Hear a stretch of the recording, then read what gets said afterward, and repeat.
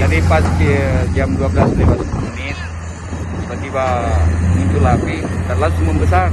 Biasanya kan paling kita internal sendiri bisa kita selesaikan.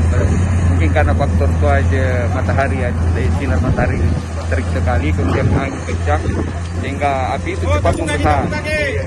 Tapi saya ada di daerah sini, kita langsung antisipasi alat berat kami bagaimana supaya api ini tidak menjalar ke mana-mana. Kita bikin tanggung seperti kita ada ini, kita bongkar sambil pemadam kita coba. Alhamdulillah dia juga cepat, cuma karena kondisi armada mengarah ke sini bukan perkara gampang, sehingga ini hasilnya ada sekitar kurang lebih 100 meter ini yang nggak boleh segampang ini bilang pada begini kita harus tinggalkan karena yakin akan menyala sebentar lagi kalau kita tinggalkan kita.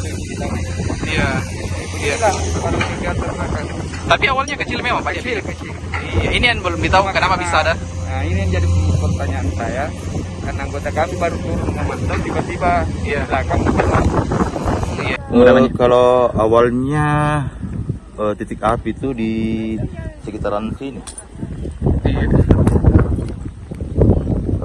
Terus kita tidak tahu kenapa bisa ada muncul lagi di bagian sana. Titik apinya sampai membesar begini nih. Kejadiannya. Faktornya mungkin angin Pak dia juga. Kendalanya itu kalau di TPA hanya angin yang bikin besar apinya. Kalau dari lain itu bisa tidak terlalu anu. Ini kendalanya kita di sini. Tapi berapa personil Pak?